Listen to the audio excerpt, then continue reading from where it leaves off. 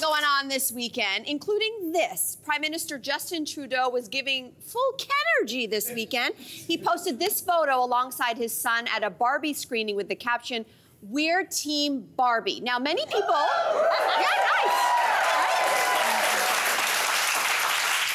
So many people were giving this post a like, or I guess a heart, but predictably, some haters were not feeling the love for their pink picture. For example, British broadcaster Piers Morgan, well, he felt the need to comment by saying, quote, "So glad I'm not Canadian." Thank you for the man in the front row with the pink sweater also doing that.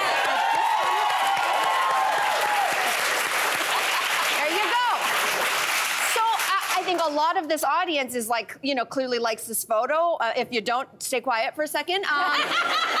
But no, seriously, why do you think there has been some backlash from people like Piers Morgan? Well, I mean, I guess we have to define what the backlash is. Like, why do you think people are upset? What do you think is triggering about this photo? It's multifold. I feel like, first of all, Piers is trying to be triggered by anything. Mm-hmm.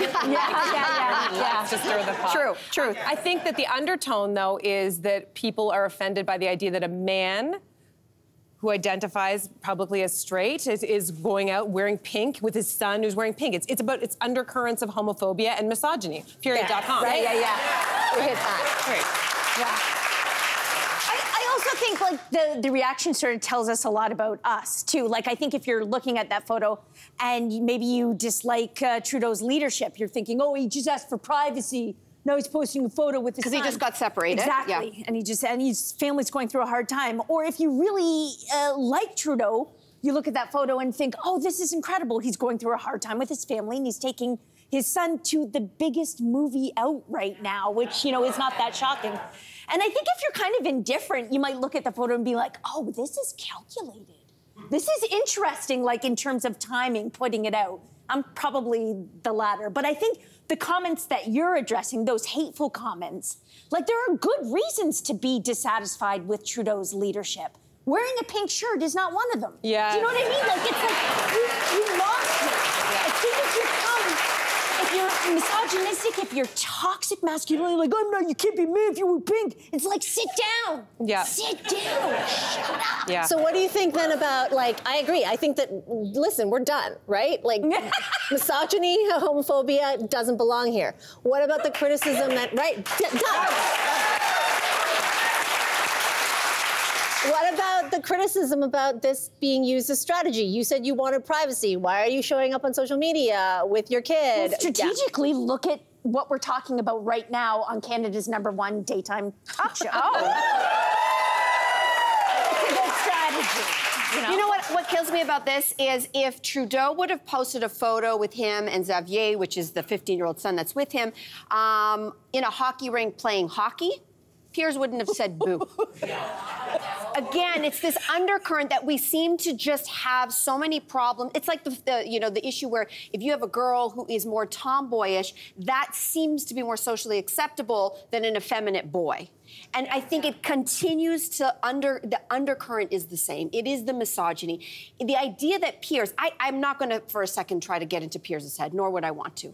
However, when you think of the context of world leaders, there are active wars happening in the world right now. So when I see that comment, "So glad I'm not Canadian," you are making a statement about his leadership style, that because he goes to see a Barbie movie with his son, no, his firstborn son, no less, what kind of leader is he? Does that make him a weaker leader in the face of war? Of course not. But that's what I'm trying to get at, the political undercurrent of what actually is Piers getting to. And I think he's trying to make a statement.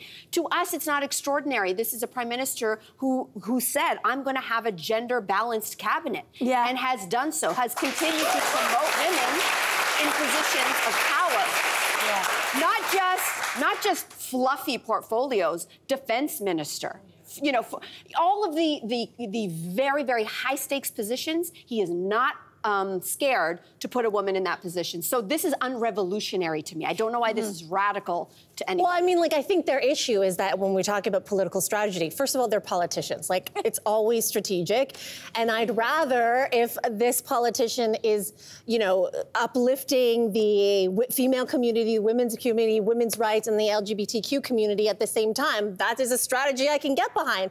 But it's just really interesting to me because, like, 6 weeks ago, or about 2 months ago during Pride, one of his political opponents posed for a photo with a person wearing a straight Pride shirt. Yeah. Now, I think I also don't need to tell you what a straight Pride shirt is saying. Now, at the time, you know, his defenders were like, this is not strategy. He just posed with a person. And so if we flip this around, how is this strategy just pose with his son? Yeah. So if the baseline, though, is everybody's out to do strategy, I think the strategy here with having a family member who is a growing young man who might have a tap on the future voters of this country is now an asset to a certain political party. Maybe some people might be afraid of that. Ooh, loves it, loves it. Okay. Hey there, what did you think? Drop your comments below and join the conversation. And don't forget to like and subscribe so you can find more on everything from food and fashion to pop culture and current events. See you soon.